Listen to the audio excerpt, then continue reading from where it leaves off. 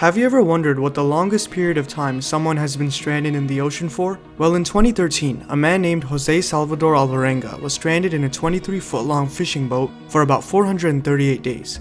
Yes, this is a true story. It started when he and his friend decided to fish 75 miles from their coastal village. They knew a storm might come in that area, but they took the risk, believing that they would find more abundant and higher quality fish to sell. But what they didn't realize is how terrible the upcoming storm would be. By the time the storm ended, it pushed their boat until they were 6 hours away from the coast, and most of their belongings were lost. They immediately and desperately headed back until they were 15 miles away from their home, close enough for them to see the mountains, but not close enough to physically swim back. But unfortunately, it was during that time when the boat's motor died out. They tried using their radio to call for help, but they only had enough battery to give their current location, and by the time their boss came to look for them, the strong ocean current pushed their boat dozens of miles further out, and 5 days later, they were already 280 miles off the coast. It was during this time when they could see nothing but ocean in all directions, and in order to survive, they had to catch and eat raw fish and turtles that came near their boat.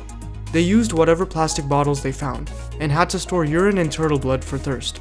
The circumstances were so terrible to the point where his friend became suicidal 4 months in, and died of starvation. Meanwhile, Jose Salvador was believed to be at roughly this point in the Pacific Ocean during that period. For a second, imagine being all alone in the middle of an empty, gigantic ocean, with no way of seeking help, no food and water, and no form of comfort.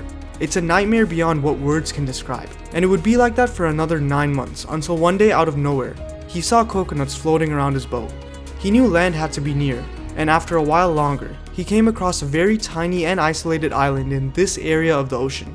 It was about 11,000 kilometers from where he left, so if he wasn't lucky and he missed this extremely tiny island, he would probably be stuck in the ocean for at least another 240 days, until arriving at the Philippine Islands just 5,000 kilometers away. Now on this tiny island, he wandered until he saw a nearby hut, and this is where he made contact with another human nearly a year later.